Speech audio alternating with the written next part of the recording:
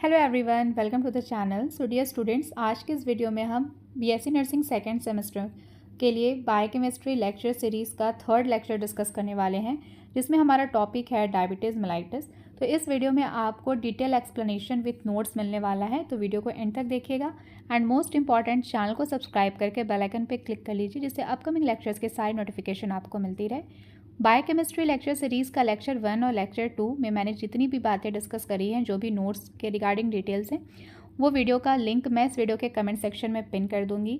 तो आप एक बारी कमेंट सेक्शन से उस लिंक को ओपन करके प्रीवियस लेक्चर्स देख लीजिएगा, जिससे आपको बेटर अंडरस्टैंडिंग हो, ठीक है, जिससे आपका जो भी कॉन्सेप्ट है वो ज़्यादा बेटर क्लियर हो पाए।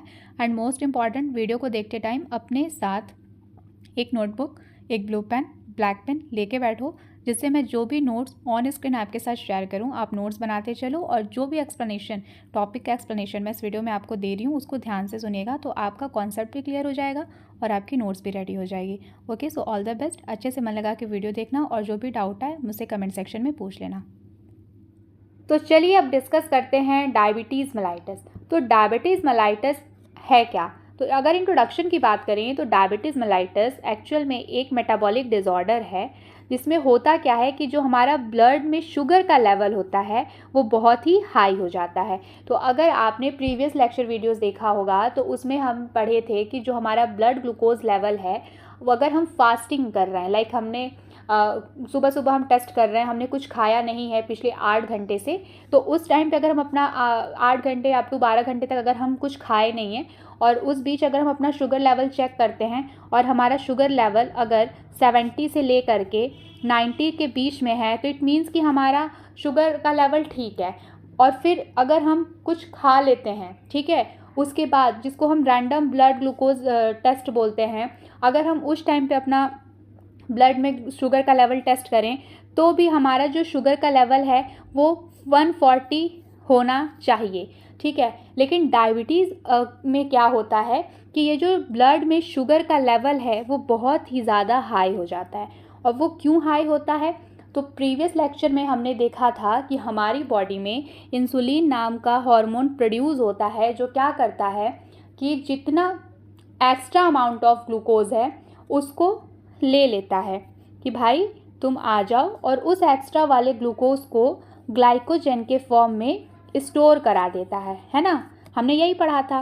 लेकिन अगर कोई एक ऐसा इंसान है जिसको डायबिटीज़ है, तो उस केस में क्या होता है, उस इंसान का जो ब्लड में शुगर का लेवल है वो बहुत हाई रहता है। ऐसा क्यों? क्योंकि उसके 2 रीज़न हो सकते हैं। या तो उसकी बॉडी में जो इंसुलिन का प्रोडक्शन है वो इनसफिशिएंट है, मतलब कि जितना इंसुलिन प्रोड्यूस होना चाहिए उतना इंसुलिन प्रोड्यूस नहीं हो रहा है। तो अगर हमारे बॉडी में जितना नीड है उसके अकॉर्डिंग इंसुलिन नहीं प्रोड्यूस हो रहा है, इसका मतलब जो एक्स्ट्रा अमाउंट ऑफ ब्लड में ग्लूकोज लेवल जनरेट हो रहा है, उस ग्लूकोज लेवल को कौन यूज़ करेगा, कौन लेगा, कौन उसको ग्लाइकोजन के फॉर्म में कन्वर्ट कराएगा? तो वो ग्लूकोज तो एक्स्ट्रा का एक्स्ट्रा ही रह जा रहा है, उसका कोई कन्वर्जन नहीं हो रहा है, क्योंकि इंसुलिन ही नहीं है। तो इसलिए क्या होता है कि ग्लूकोज का लेवल हाई होता जाता है, क्योंकि एक्स्ट्रा वाले ग्लूकोज को निकालने के लिए इंसुलिन जैसी कोई चीज़ प्रोड्यूस हो ही नहीं रही है। या फिर दूसरा रीज़न ये हो सकता है कि जो इंसुलिन अगर प्रोड्यूस भी हो रहा है तो उसका जो काम है एक्स्ट्रा शुगर लेवल को मेंटेन करना, वो अपना काम सही से नहीं कर रहा है। ये भी एक रीज़न हो सकता है ब्लड में शुगर का लेवल हाई होने का। या फिर दोनों, मतलब कि एक तो इंसुलिन प्रोड्यूस भी नहीं हो रहा है, और अगर प्रोड्यूस हो रहा है तो वो सही तरीके से काम नहीं कर रहा है।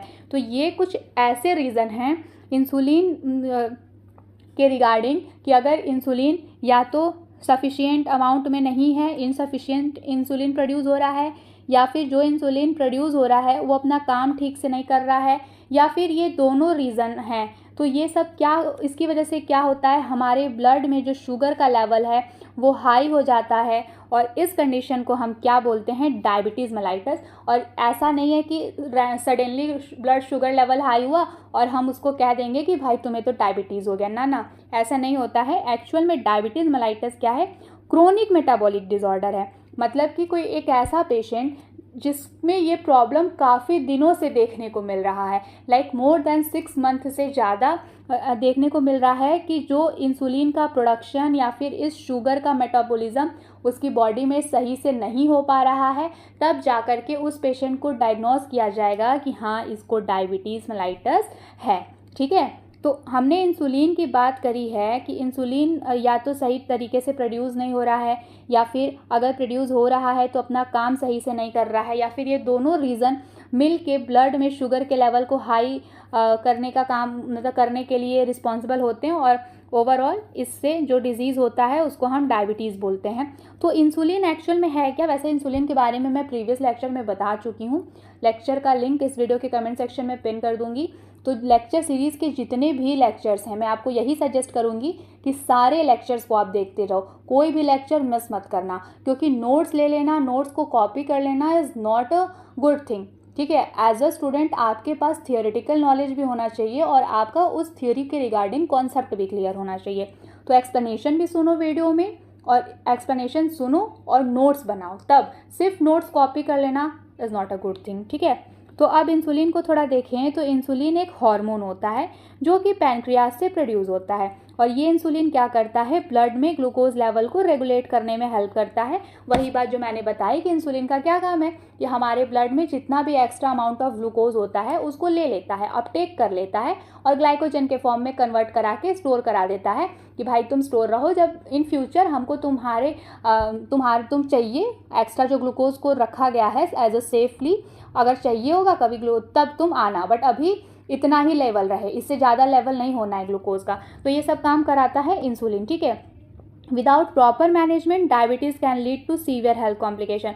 तो अगर यही इंसुलिन का अमाउंट कम ज़्यादा हो गया है या इम्पेयर्ड हो गया है, तो ऐसे में जो ब्लड में ग्लूकोज का लेवल है वो मेंटेन नहीं हो पाएगा, और अगर ये सारी चीज़ें सही से मैनेज नहीं की गई तो उस पेशेंट को डायबिटीज़ हो जाएगा। और ऐसे कंडीशन में इसके अलावा बहुत सारे सीवियर हेल्थ कॉम्प्लिकेशन देखने को मिलते हैं। जैसे कि अगर मैं आपको अभी आप नर्सिंग के फील्ड में आ गए हैं तो आप बहुत सारे डायबिटीज़ के केसेस देखोगे, तो आप सोचोगे कि डायबिटीज़ हुआ था। तो ऐसे ऐसे देखो, डायबिटीज़ में पता है क्या आता है कि डायबिटीज़ में बड़ा सिंपल सा कॉन्सेप्ट है कि ब्लड शुगर आपको हाई मिलेगा, लेकिन ब्लड शुगर हाई होने की वजह से और कौन कौन से कॉम्प्लिकेशंस होते हैं, जैसे कि आपको बहुत ही कॉमन देखने को मिलेगा डायबिटिक फुट।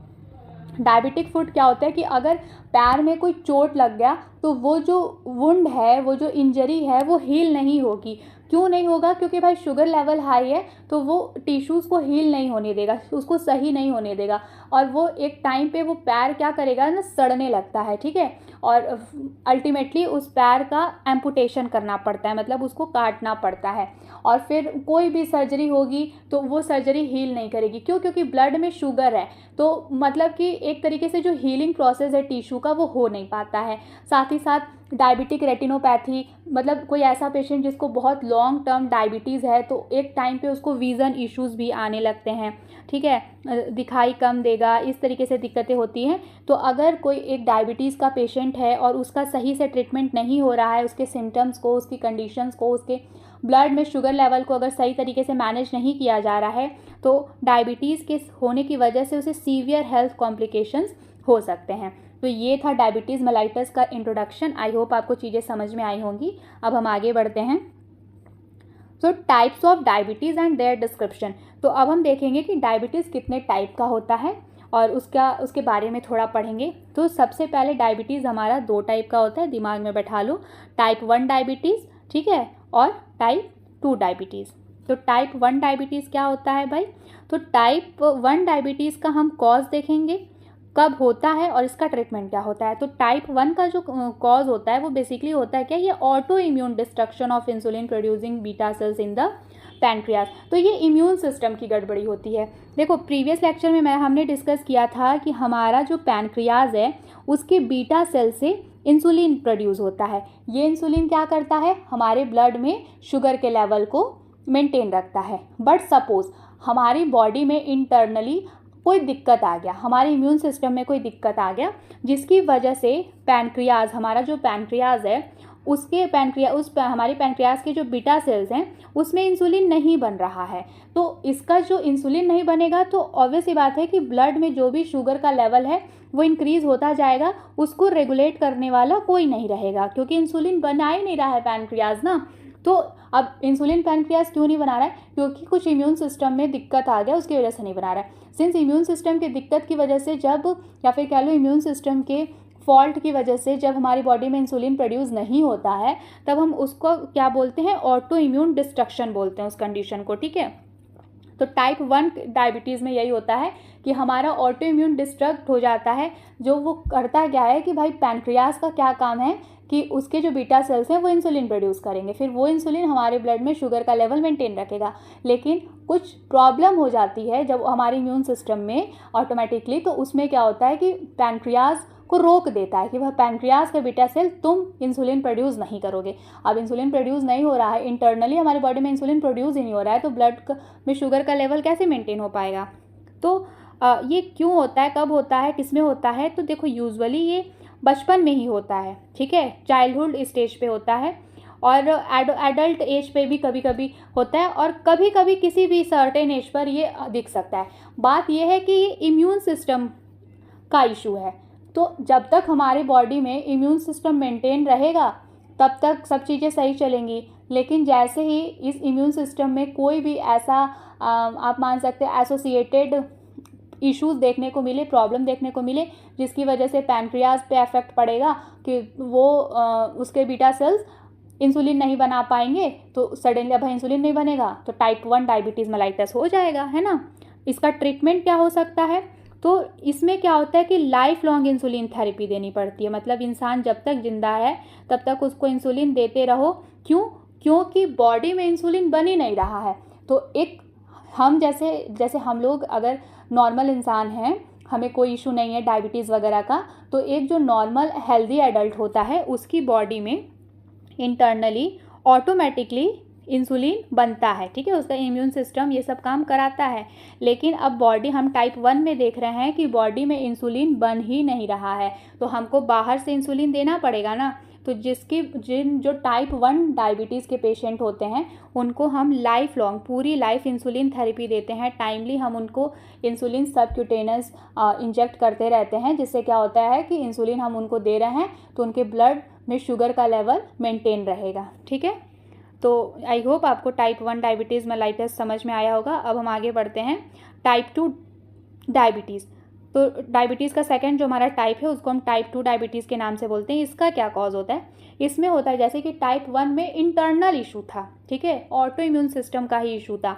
लेकिन टाइप 2 में क्या होता है, देखो इसमें क्या क्या हो सकता है। सबसे पहली चीज़, हमारी बॉडी में इंसुलिन बन रहा है, लेकिन हमारी बॉडी ना इस इंसुलिन के लिए रेजिस्टेंट पैदा कर दिए कि भले से हमारी बॉडी में इंसुलिन रहे, लेकिन हमारी बॉडी में कुछ ऐसा हो गया है कि वो उस इंसुलिन को काम ही नहीं करने दे रहा है। तो अब भाई इंसुलिन अगर काम नहीं करेगा तो उसका एक ही रिजल्ट देखने को मिलेगा कि ब्लड में ग्लूकोज का लेवल हाई रहेगा, रेगुलेट नहीं हो पाएगा, मेंटेन नहीं हो पाएगा।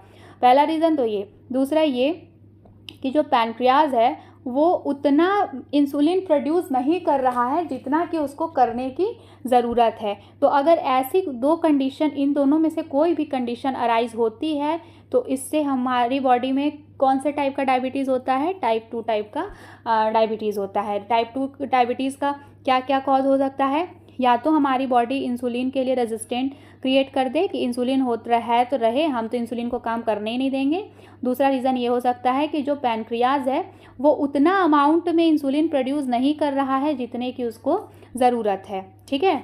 अब ऑनसेट देखें तो वैसे तो देखो टाइप 2 डायबिटीज़ जो है वो ज़्यादातर आपको इसके पेशेंट वो दिखेंगे जो एडल्ट हैं, ठीक है, एडल्ट एज ग्रुप वाले। लेकिन आजकल हमारा लाइफस्टाइल ऐसा हो गया है, हमारा ओवरऑल लाइफस्टाइल, ठीक है, डाइटरी पैटर्न, ये सब हमारा इतना मतलब कि इम्बैलेंस हो चुका है ये सब कि आजकल के टाइम में जो यंग पॉपुलेशन है उसमें भी तेज़ी से हम देख रहे हैं कि डायबिटीज़, टाइप 2 डायबिटीज़ जैसे इश्यूज देखने को मिल रहे हैं। क्यों? क्योंकि हम जंक फूड, अनहेल्दी फूड बहुत ज़्यादा कंज्यूम कर रहे हैं, जिसकी वजह से ओबेसिटी, मोटापा बढ़ रहा है। अब जब मोटापा और कई सारे ऐसे लाइफस्टाइल फैक्टर्स जो कि इंसुलिन के प्रोडक्शन और उसके एक्शन को इनहिबिट कर रहे हैं, उसको रोक रहे हैं अपना काम करने से, तो अल्टीमेटली हमारी बॉडी में हमारा ब्लड ग्लूकोज का जो लेवल है वो इंसुलिन रहेगा ही नहीं, तो ब्लड में शुगर का लेवल हाई रहेगा। शुगर और ग्लूकोज में बिल्कुल कंफ्यूज मत होना, दोनों एक ही चीज़ है भाई, ठीक है। ग्लूकोज एक टाइप का शुगर ही है। और प्रीवियस लेक्चर पूरी, ये 3rd लेक्चर है, कार्बोहाइड्रेट हम डिस्कस कर रहे हैं, आपकी बायोकेमिस्ट्री का 1st यूनिट, ये उसका 3rd लेक्चर है।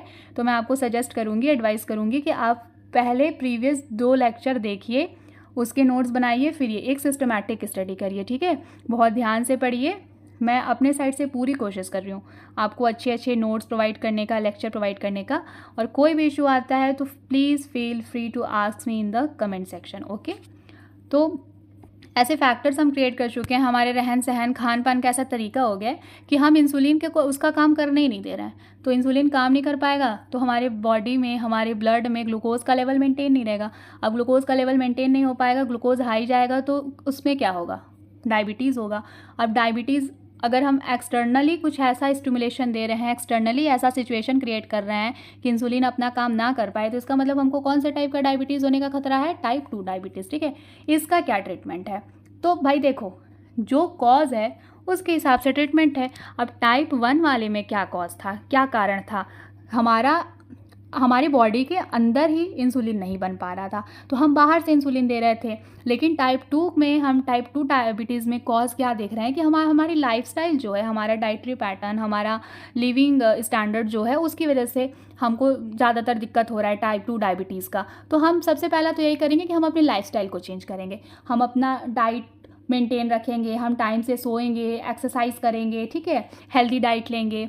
साथ ही साथ हम ओरल मेडिकेशन, जिन पेशेंट को टाइप 2 डायबिटीज़ होता है, हम उनको ओरल मेडिकेशन देते हैं और उनको हम लाइफस्टाइल की उनके लिए हम एक मतलब कि डायबिटिक डाइट देते हैं, ठीक है। जैसे कि उसमें क्या होता है कि हम उनको ऐसे फूड बताएंगे जिनको खाने पे उनका शुगर का लेवल हाई नहीं होगा। तो जैसे कि आप देखते हो कि डायबिटीज जिसका शुगर बहुत ज़्यादा हाई होता है, तो उनको थोड़ा टाइम के लिए बोल दिया जाता है कि आप चावल मत खाओ, ग्रेप्स मत खाओ, है ना, ये सारी चीज़ें उनको कंज्यूम करने से मना कर जाती है। तो कोई ऐसा पेशेंट है जिसको टाइप 2 डायबिटीज़ है, तो हम उसको कहेंगे कि भाई तुम अपने जंक फूड्स वगैरह थोड़े कम कर लो, अच्छा हेल्दी डाइट लो, जिससे तुम्हारे ब्लड का शुगर का लेवल मेंटेन रहे, क्योंकि वैसे भी इंसुलिन को तो तुम अपना काम करने नहीं दे रहे हो। तो बेटर है कि तुम अच्छी चीज़ें खाओ, अपने हेल्थ का ध्यान रखो, टाइम से सो, थोड़े एक्सरसाइज करो, ये सब चीज़ें। दूसरी चीज़, लाइफस्टाइल को मॉडिफाई करने से तुरंत डायबिटीज़ कंट्रोल नहीं हो पाएगा, तो हमको लाइफस्टाइल तो में सही करा के हम लॉन्ग टर्म मैनेजमेंट कर रहे हैं, बट हमको तुरंत ऑन द स्पॉट उस पेशेंट को ट्रीट करना है, तो उसके लिए हम उसको ओरल मेडिकेशन मतलब दवाइयाँ चलाते हैं, ट्रीटमेंट स्टार्ट करते हैं। और कभी कभी ऐसी सिचुएशन मान लो आ गई है, जब पेशेंट आया है हॉस्पिटल में, तो उस टाइम पे उसका शुगर लेवल बहुत हाई है, लाइक कभी कभी ऐसा होता है कि शुगर लेवल 314, 315 इतना चला गया है, तो उस टाइम पर हम क्या करते हैं, इंसुलिन थेरेपी देते हैं। 150 के अबव, 150 mg पर DL के अबव अगर इंसुलिन जैसे 150 के अबव अगर ग्लूकोज का लेवल हाई है, तो हम इंसुलिन थेरेपी देना स्टार्ट करते हैं। इंसुलिन थेरेपी में क्या होता है भाई, units like 1 unit, 2 unit, 3 unit, ठीक है, इस तरीके से सबक्यूटेनियस ह्यूमन इंसुलिन इंजेक्ट किया जाता है पेशेंट को, ठीक है। तो टाइप 1 और type 2 diabetes mellitus, I hope आपको समझ में आया होगा। अब इसमें एक होता है जेस्टेशनल डायबिटीज़, ये भी डायबिटीज़ का टाइप है। तो ये क्या होता है, देखो जेस्टेशन का मतलब क्या होता है, अभी आप हो 1st ईयर के 2nd सेमेस्टर में, जब आप 3rd ईयर के 6th सेमेस्टर में आएंगे, तो वहाँ पे आप एक सब्जेक्ट पढ़ेंगे, that is OBG, obstetrical and gynaecological nursing. उसमें आप पढ़ेंगे कि जेस्टेशन क्या होता है। तो देखो, एक जो मदर होती है, प्रेग्नेंट मदर होती है, आपको भी पता होगा कि एक फिटस, ठीक है, जाइगोट बनता है, फिटस बनता है, एम्ब्रियो बनता है ना, लाइक जो ये जाइगोट एम्ब्रियो फिटस वाला आप साइकिल देखते हो, इसमें क्या होता है, जाइगोट एम्ब्रियो फिटस का जो साइकिल होता है, फिर बेबी वाला, तो 9 मंथ का पूरा पीरियड होता है। अब वो बात अलग है कि कोई कोई बच्चे 7 मंथ, 8 मंथ पे डिलीवर होते हैं, कुछ ऐसे कॉम्प्लिकेशंस आ जाते हैं, बट जो नेचुरल फेज़ है वो 0 से लेके 9 मंथ तक की प्रेगनेंसी होती है, ठीक है। अब इस पूरे 9 मंथ के प्रेगनेंसी का जो ड्यूरेशन है, इसको हम जेस्टेशन फेज़ बोलते हैं। अब जेस्टेशनल डायबिटीज़ क्या होती है, मान लो कोई प्रेग्नेंट मदर है, ठीक है, कोई फीमेल है, वो प्रेग्नेंट है, उसको पहले डायबिटीज़ नहीं था, लेकिन जब वो प्रेग्नेंट हुई तो 3 मंथ, मतलब 3 मंथ 4 मंथ की प्रेगनेंसी के बाद सडनली उसमें उसका जो ब्लड का शुगर लेवल है वो हाई होने लगा। तो अगर प्रेगनेंसी कंसीव करने के बाद डायबिटीज़ होता है किसी मदर को, तो उस डायबिटीज़ को हम जेस्टेशनल डायबिटीज़ बोलते हैं। ठीक है, अब आओ इसको थोड़ा सा हम डिटेल में देखते हैं। तो इसका क्या कॉज होता है, क्या कारण होता है? तो develops during pregnancy due to hormonal changes that cause insulin resistance. तो देखो आपने अभी, जैसे कि आप अभी नर्सिंग में जस्ट एंटर हुए हो, अभी आप OBG वगैरह पढ़ोगे तो आप फीमेल में हार्मोन्स के बारे में थोड़ा ज़्यादा डिटेल में पढ़ोगे, बट फिर भी क्लास 12 में रिप्रोडक्टिव सिस्टम वाली यूनिट तो आप पढ़ के आए हो, तो हार्मोन्स के बारे में आपको पता होगा। ठीक है, तो एक फीमेल जब प्रेग्नेंट होती है तो उसकी बॉडी में कई सारे हार्मोनल चेंजेस होते हैं। ठीक है, ताकि जो प्रेगनेंसी है, जो बेबी है, जो फिटस है, वो सर्वाइव कर पाए मदर के यूट्रस में, मदर के वूम्ब में। ठीक है, तो अब कभी कभी ऐसा होता है कि उस जो मदर में हार्मोनल चेंजेस आए हैं, उस हार्मोनल चेंजेस की वजह से इंसुलिन अपना काम सही से नहीं कर पा रहा है। तो ऐसे सिचुएशन में भाई देखो, कॉज चाहे जो भी हो, अगर इंसुलिन सही से काम नहीं करेगा तो एक ही चीज़ सबसे पहले देखने को मिलेगी, दैट इज़ ब्लड में शुगर का लेवल हाई हो जाएगा और वो मेंटेन नहीं हो पाएगा। ठीक है, तो अब ये प्रेगनेंसी में हार्मोन्स के चेंजेस की वजह से हो रहा है, इंसुलिन का एक्शन डिस्टर्ब हो रहा है, तो इसलिए हम इसको जेस्टेशनल डायबिटीज़ का नाम दे रहे हैं। ठीक है, जेस्टेशनल डायबिटीज़ बोल रहे हैं। अब कॉज समझ में आ गया, ऑनसेट तो भाई अभी बताई हूँ कि जेस्टेशनल डायबिटीज़ प्रेग्नेंट मदर को हो रहा है, इसका मतलब ये उनमें ही होगा, उन वुमेन्स में होगा जो प्रेग्नेंट हैं। और ये बेसिकली पता है कब होता है? सेकंड और थर्ड ट्राइमेस्टर। तो ट्राइमेस्टर क्या होता है? देखो, प्रेगनेंसी 9 मंथ की होती है, तो 9 मंथ की प्रेगनेंसी को 3 ट्राइमेस्टर में डिवाइड किया गया है, ट्राइमेस्टर 1, ट्राइमेस्टर 2, ट्राइमेस्टर 3। और एक ट्राइमेस्टर में कितने मंथ आते हैं? 3 मंथ आते हैं। तो एक ट्राइमेस्टर में 3 मंथ और 3 ट्राइमेस्टर में पूरी प्रेगनेंसी को डिवाइड किया गया है, तो 3 इंटू 3 कितना हो गया? 9 मंथ। ठीक है, तो जब सेकंड और थर्ड ट्राइमेस्टर, मतलब कि पहले ट्राइमेस्टर में 3 मंथ, फिर सेकंड ट्राइमेस्टर में और 3 मंथ, तो 3 3 6, मतलब कि 6वें मंथ से लेकर के 9वें मंथ के बीच में अगर डायबिटीज़ हो रहा है मदर को, जो प्रेग्नेंट मदर है, तो उसको हम जेस्टेशनल डायबिटीज़ बोलते हैं। मतलब ये तो 0 से 9 मंथ कभी भी हो सकता है मदर को पूरी प्रेगनेंसी के दौरान, लेकिन ज़्यादातर यही देखा जाता है कि मदर जब 6 मंथ से लेकर के 9 मंथ तक उसके प्रेगनेंसी का जो ड्यूरेशन होता है, उस बीच उसको डायबिटीज़ होने के चांसेस सबसे ज़्यादा हाई होते हैं। ठीक है, तो प्रेग्नेंट मदर का क्या ट्रीटमेंट होगा?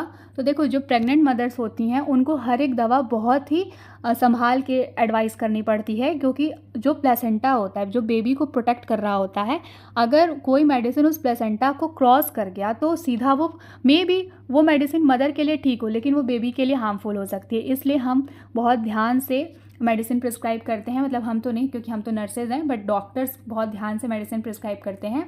तो इसका क्या ट्रीटमेंट? सबसे पहले तो ये मैनेज किया जाएगा कि वो मदर सही डाइट लें, जिससे उनका हार्मोन बिल्कुल मेंटेन रहे और इंसुलिन अपना काम सही से कर पाए। दूसरी चीज़, वो एक्सरसाइज करें, और कभी कभी सिचुएशन ऐसी आ गई कि ग्लूकोज का लेवल बहुत ज़्यादा हाई चला गया है, तब इंसुलिन देना पड़ता है, इंसुलिन हार्मोन एक्सटर्नली देना पड़ता है। ठीक है, और ये क्या होता है? Usually resolves after child birth. तो भाई देखो, मदर को पहले से तो डायबिटीज़ था नहीं, प्रेगनेंसी के दौरान हार्मोनल चेंजेस हुआ, जिससे इंसुलिन अपना, क्योंकि इंसुलिन भी तो एक हार्मोन है, तो उस हार्मोन्स की भीड़ में इंसुलिन अपना काम सही से नहीं कर पा रहा था। बट अब चाइल्ड की जब डिलीवरी हो जाती है, बेबी जब डिलीवर हो जाता है, तो फिर मदर की बॉडी में जो भी हार्मोन्स चेंजेस आए थे, हार्मोनल चेंजेस आए थे, वो सारे हार्मोन्स टाइम के साथ रिजॉल्व होते जाते हैं, अपनी अपनी जगह, अपने अपने लेवल पे आ जाते हैं। तो यूजुअली ऐसा देखा जाता है कि जिन वुमेन्स को प्रेगनेंसी के टाइम पे जो डायबिटीज़ हुआ था, बेबी के डिलीवरी के बाद वो ब्लड का शुगर का जो लेवल है वो सही रहने लगता है और उनके डायबिटीज़ का इशू सॉल्व हो जाता है। ठीक है, बट फिर भी रिस्क रहता है, जिन मदर को प्रेगनेंसी के दौरान डायबिटीज़ हुआ था, जेस्टेशनल डायबिटीज़, ऐसा रिस्क होता है कि बेबी के डिलीवरी के बाद उनको आगे चल के फ्यूचर में टाइप 2 डायबिटीज़ मेलाइटस हो सकता है। ठीक है, अब इसके अलावा अगर हम डायबिटीज़ के टाइप्स की बात करें, टाइप 1, टाइप 2 और जेस्टेशनल डायबिटीज़ के अलावा अगर कुछ और स्पेसिफिक डायबिटीज़ के टाइप्स की बात करें, तो मोनोजेनिक डायबिटीज़ होता है और सेकेंडरी डायबिटीज़ होता है। मोनोजेनिक डायबिटीज़ का क्या मतलब होता है? ये बेसिकली, पहले नाम से देखो, मोनो का क्या मतलब है? सिंगल। जेनिक मतलब जीन, ठीक है। तो जब कभी कभी होता है कि किसी जीन में कोई म्यूटेशन आ गया, म्यूटेशन का क्या मतलब होता है? चेंज, ठीक है। तो भाई हमने पढ़ा है कि जीन क्रोमोसोमल का, एक क्रोमोसोम्स का, जीन्स का अपना एक स्पेसिफिक पैटर्न होता है, अरेंजमेंट होता है, अपना एक काम होता है, बट उसमें कुछ चेंजेस आ गए हैं। तो उसकी कोई भी सिंगल किसी एक जीन में जब कोई दिक्कत आ जाती है तो उसकी वजह से जो डायबिटीज़ होता है उसको हम मोनोजेनिक डायबिटीज़ बोलते हैं। अब सेकेंडरी डायबिटीज़ क्या होता है? तो सेकेंडरी डायबिटीज़, मान लो कभी कभी ऐसा है कि बीमारी कोई दूसरी थी, बट उस बीमारी की वजह से एक और कॉम्प्लिकेशन हो गया, पेशेंट को डायबिटीज़ भी हो गया। तो जब ऐसे डायबिटीज़ किसी को होता है कि किसी और बीमारी थी ऑलरेडी बॉडी में, कोई और डिजीज़ था, कोई और दिक्कत था बॉडी में, इलनेस थी, और उस इलनेस का ट्रीटमेंट होते होते साथ साथ डायबिटीज़ भी उस पेशेंट को हो गया, तो ऐसे डायबिटीज़ को हम सेकेंडरी डायबिटीज़ बोलते हैं। मान लो कोई पेशेंट है जिसको पैनक्रियाटाइटिस है। पैनक्रियाटाइटिस का क्या मतलब होता है? पैनक्रियाज में इन्फ्लेमेशन है काफ़ी लंबे टाइम से। तो भाई पैनक्रियाज से ही तो इंसुलिन निकल रहा है, अब पैनक्रियाज में ही बहुत टाइम से दिक्कत चल रहा है, तो मे भी आगे जाके इंसुलिन के प्रोडक्शन पे इफेक्ट पड़ जाए, इंसुलिन बनना बंद हो जाए, सफिशिएंट अमाउंट में इंसुलिन ही ना बने। तो ऑब्वियस ही बात है, अब इंसुलिन नहीं बनेगा तो ब्लड में ग्लूकोज का लेवल कैसे मेंटेन होगा? अब ब्लड ग्लूकोज का लेवल मेंटेन नहीं होगा तो डायबिटीज़ मेलाइटस होने के चांसेस हैं। तो पहले पेशेंट को पैनक्रियाटाइटिस था, लेकिन उसकी वजह से डायबिटीज़ हो गया, मतलब एक बीमारी की वजह से दूसरी बीमारी हो गई, तो इसलिए हम उसको सेकेंडरी डायबिटीज़ बोलते हैं। या फिर कभी कभी होता है कि कोई ऐसा पेशेंट जो काफ़ी लंबे टाइम से स्टीरॉयड ले रहा है, मतलब ऐसी दवा ले रहा है जिसमें स्टीरॉयड का कंटेंट बहुत ज़्यादा है, तो अब उसकी वजह से अगर डायबिटीज़ होता है तो हम उसको स्टीरॉयड इंड्यूस्ड डायबिटीज़ बोलते हैं, ठीक है। तो ये डायबिटीज़ के कुछ टाइप्स थे और उसका डिस्क्रिप्शन था, मीन्स उसके बारे में मैंने थोड़ा बहुत आपको एक्सप्लेन किया है। तो as a BSc nursing second semester student आपके लिए जितना इम्पॉर्टेंट था उतना मैंने पढ़ाया है, ठीक है। अब तक आपको जो भी डाउट आए आप प्लीज़ मुझे बताना। अब मैं आगे प्रोसीड कर रही हूँ।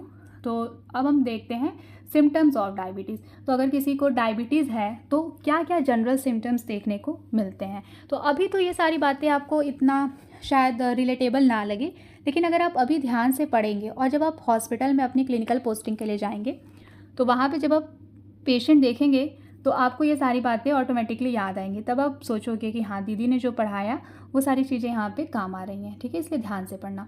तो जो डायबिटीज़ के पेशेंट होते हैं, जो डायबिटिक पेशेंट होते हैं, उनमें कुछ कॉमन सिम्टम्स देखने को मिलते हैं, जैसे कि फ्रिक्वेंट यूरिनेशन, जिसको हम पॉलीयूरिया बोलते हैं, ये मेडिकल टर्म है पॉलीयूरिया। फ्रिक्वेंट यूरिनेशन मतलब बार बार यूरिनेशन, बार बार टॉयलेट जाना होता है उनको, ठीक है। ठीक है।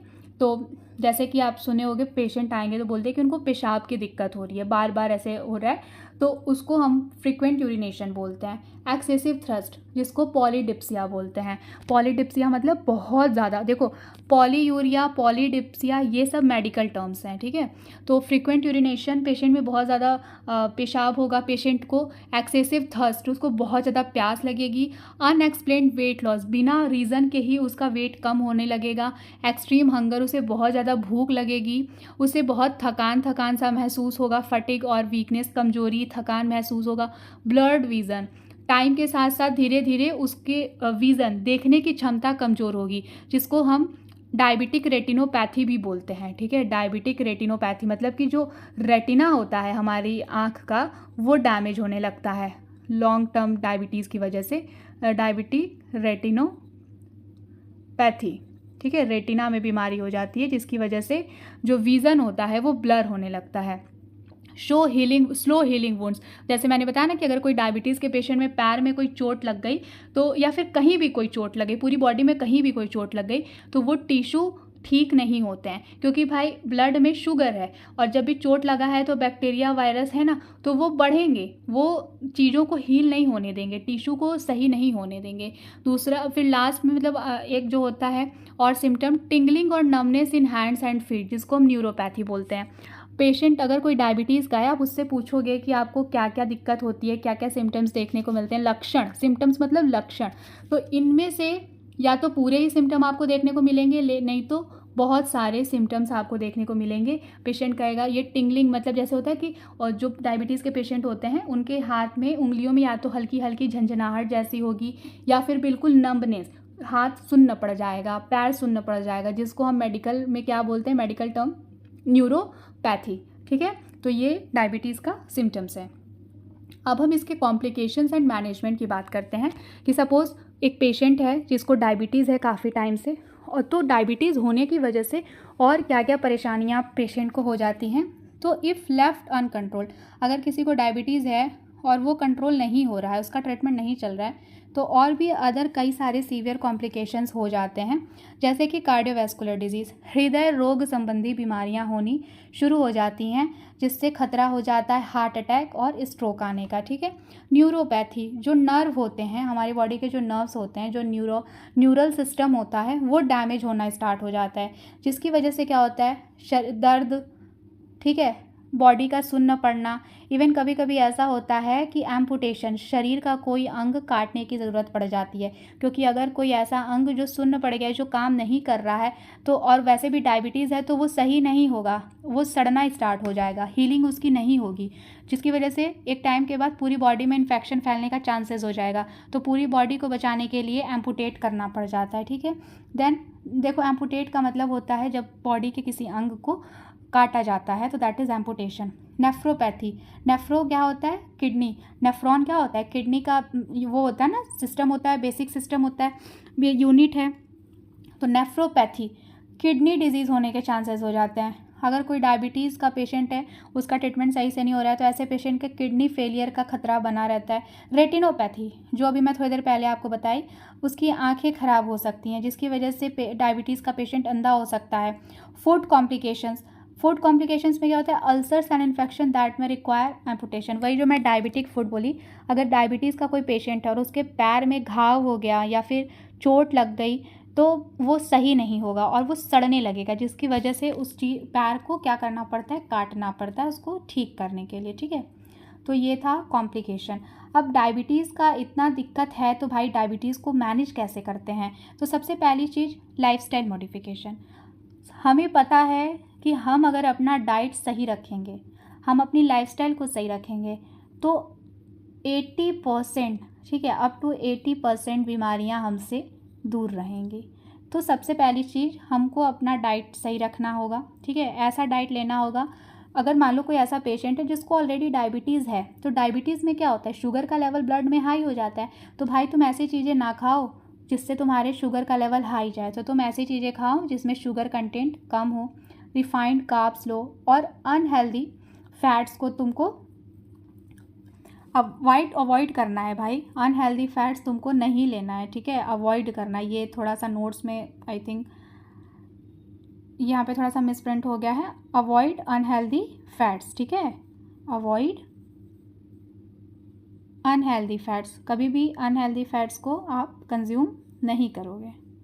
ठीक है। तो हेल्दी डाइट में क्या लेना है, ऐसी चीज़ें खानी है जिसमें शुगर कंटेंट कम हो, रिफाइंड कार्ब्स और अनहेल्दी फैट्स को हम अवॉइड करेंगे। फिर उसके बाद रेगुलर बेसिस पे हमको फिज़िकल एक्टिविटी करनी है। फिज़िकल एक्टिविटी मतलब आप कोई अगर डायबिटीज़ का पेशेंट है, तो उसको आप क्या एडवाइस करोगे कि 30 मिनट डेली एक्सरसाइज करो, जिससे क्या होगा कि उसका जो मेटाबॉलिज्म है वो सही से काम करता रहे। तो अगर बॉडी में मेटाबॉलिज्म सही रहेगा, तो ब्लड में जो शुगर का लेवल है वो मेंटेन रहेगा। वेट मैनेजमेंट, देखो जो डायबिटीज़ के पेशेंट होते हैं उनके लिए सबसे जो इम्पॉर्टेंट चीज़ होती है वेट मैनेजमेंट, क्योंकि अगर मोटापा बढ़ेगा तो डायबिटीज़ के कॉम्प्लिकेशंस बढ़ेंगे। तो इससे बेटर मोटापा कम रखो। बाकी मेडिकेशंस हम क्या क्या दवा, मतलब डॉक्टर्स जो होते हैं वो क्या दवा प्रिस्क्राइब करते हैं, आप नर्स हो तो आपको चीज़ें तो पता होनी चाहिए। तो ओरल मेडिकेशन में क्या क्या देते हैं, मतलब मुंह से खाने वाली दवाइयों में क्या क्या देते हैं, तो मेटफॉर्मिन, ठीक है, मेटफॉर्मिन, सल्फोनाइल यूरेज, ठीक है, सल्फोनाइल यूरेज, फिर SGLT2 इनहिबिटर, ये कुछ दवाइयों के नाम हैं। देन इंसुलिन थेरेपी दी जाती है पेशेंट को, जैसे कि टाइप 1 डायबिटीज़ का अगर पेशेंट है, तो हमने उसको, क्योंकि उसकी बॉडी में इंसुलिन बन ही नहीं रहा है, तो हम उसको बाहर से इंसुलिन थेरेपी, बाहर से मतलब एक्सटर्नली हम बाहर से इंजेक्ट करेंगे। जैसे कि बॉडी में अंदर नहीं बन रहा है, तो हम सबक्यूटेनियस इंजेक्शन की हेल्प से उसकी बॉडी में इंसुलिन इंजेक्ट करेंगे। और कभी कभी टाइप 2 डायबिटीज़ मेलाइटस के केस में भी इंसुलिन देना पड़ता है, जब शुगर का लेवल बहुत हाई चला जाता है। ठीक है। अब मॉनिटरिंग, तो भाई देखो, मैनेजमेंट, अगर हम एक डायबिटीज़ का पेशेंट के साथ उसका देखभाल कर रहे हैं, तो हमको ध्यान रखने के लिए हमको उसे मॉनिटर करना पड़ेगा, हमको सब कुछ चेक करते रहना पड़ेगा कि उसका जो ब्लड में शुगर का लेवल है वो सही रहे। तो उसके लिए क्या करना है, रेगुलर बेसिस पे उसके ग्लूकोज की मॉनिटरिंग करनी है, ठीक है। HbA1c टेस्ट करना होता है, जो कि क्या करता है कि ट्रैकिंग में हेल्प करता है कि शुगर कंट्रोल हो रहा है कि नहीं हो रहा है। बाकी हमने जो भी कॉम्प्लिकेशंस पढ़े हैं, जैसे कि हमको पता है कि डायबिटीज़ अगर है और उसका ट्रीटमेंट सही से नहीं चल रहा है तो हार्ट अटैक आने के खतरा है, किडनी डैमेज होने का खतरा है और नर्व डैमेज का खतरा है, रेटिनोपैथी होने का मतलब कि विज़न लॉस का रिस्क है। तो हमको कॉम्प्लिकेशन पता है तो हम क्या करेंगे, उस कॉम्प्लिकेशन को प्रिवेंट करने की कोशिश करेंगे मैनेजमेंट में, ठीक है। फिर रेगुलर मेडिकल चेकअप, कोई डायबिटीज़ का पेशेंट है तो उसको एडवाइस करो कि भाई तुम टाइम से आकर के अपना मेडिकल चेकअप कराते रहना। देन उसका जो ब्लड प्रेशर लेवल है उसको मैनेज किया जाता है और उसके कोलेस्ट्रॉल लेवल को मैनेज किया जाता है कि उसकी बॉडी में कोलेस्ट्रॉल ना बढ़े, ठीक है। फिर अगर कोई ऐसा पेशेंट है जिसको डायबिटीज़ भी है और वो फिर भी स्मोक कर रहा है, अल्कोहल ले रहा है, तो उसको समझाना है कि भाई ये दारू शराब छोड़ दो, ये तो वैसे भी अच्छी नहीं है, ऊपर से तुमको डायबिटीज़ है तो पूरी ज़िंदगी बर्बाद हो जाएगी। इससे बेहतर है कि ये दारू शराब छोड़ो, डायबिटीज़ का ट्रीटमेंट कराओ और एक अच्छी ज़िंदगी जियो। तो ओवरऑल इस लेक्चर से हमको क्या कंक्लूज़न मिलता है, तो जो डायबिटीज़ है वैसे तो ये सीरियस मैटर है, लेकिन अगर अच्छे से ट्रीटमेंट दिया जाए, अच्छे से पेशेंट को केयर दिया जाए तो इस कंडीशन को मैनेज किया जा सकता है, ठीक है। और अगर टाइम पे पता चल जाए कि पेशेंट को डायबिटीज़ है, साथ ही साथ उसको एक सही ट्रीटमेंट मिले, प्रॉपर ट्रीटमेंट मिले और वो पेशेंट को जो लाइफस्टाइल फॉलो करने के लिए एडवाइस किया गया है, हेल्दी लाइफस्टाइल, वो अगर उसको फॉलो करे तो ये सारी चीज़ें मिल करके डायबिटीज़ से होने वाले कॉम्प्लिकेशंस को प्रिवेंट करती हैं, जिससे क्या होता है कि एक जो डायबिटिक पेशेंट की लाइफ होती है वो भी इम्प्रूव हो जाती है, उस लाइफ की क्वालिटी इम्प्रूव हो जाती है, अच्छी हो जाती है। ओवरऑल अगर आपके आसपास किसी को डायबिटीज़ है तो आप परेशान नहीं होना है। जो नॉलेज डायबिटीज़ के रिगार्डिंग, उसके ट्रीटमेंट के रिगार्डिंग, उसको मैनेज करने के रिगार्डिंग इस लेक्चर में आपको मिला है, उस नॉलेज को यूज़ करना और उसको बताना कि आप हॉस्पिटल जाओ, ऐसे ऐसे अपना टेस्ट कराओ। लेकिन हाँ, इसमें जिन दवाइयों के नाम मैंने आपको बताए हैं उन दवाइयों को कभी आप मत एडवाइस करना, क्योंकि आपके पास लीगल अथॉरिटी भी नहीं है और आपके पास नॉलेज भी नहीं है। अभी आप बच्चे हो, अभी आप सीख रहे हो, तो सिर्फ दवाइयों के नाम याद रखो नॉलेज के लिए। कभी भी किसी को दवा अपने मन से ख़रीद के मत दे देना कि मुझे तो नाम पता है चलो ये दवाई खा दे देते, नहीं नहीं, बिल्कुल भी नहीं, ऐसा बिल्कुल भी मत करना, ठीक है। आपको किसी को भी दवाइयों के नाम प्रिस्क्राइब नहीं करने हैं। मैंने जस्ट इनमें कुछ मेडिसिन के नाम इसलिए बताए हैं क्योंकि एज अ नर्स आपको पता होना चाहिए, आपके पास नॉलेज होना चाहिए, क्योंकि कभी आपके हाथ में मेटफॉर्मिन आए तो आपको पता होना चाहिए कि ये डायबिटीज़ की दवा है, ठीक है। लेकिन जस्ट आपको पता है इसका मतलब ये नहीं कि खुद ही डॉक्टर बन के दवा दे ना ना, ये सब काम नहीं करना है। बस डायबिटीज़ के बारे में जो नॉलेज मैंने आपको इसमें दी उसको आप बताओ, पेशेंट को है तो उसको समझाओ कि आप इस तरीके से ऐसा लो शुगर वाले फूड खाइए, एक्सरसाइज करिए, अच्छी स्लीप लीजिए, अच्छा डाइट लीजिए, अपने वेट को मेंटेन रखिए, टाइमली अपना ब्लड शुगर लेवल टेस्ट कराइए, डॉक्टर से एडवाइस लीजिए, जो मेडिसिन आपको डॉक्टर प्रिस्क्राइब कर रहे हैं उसको टाइमली लीजिए। ये सारी चीज़ें आपको पेशेंट को बतानी है, ठीक है।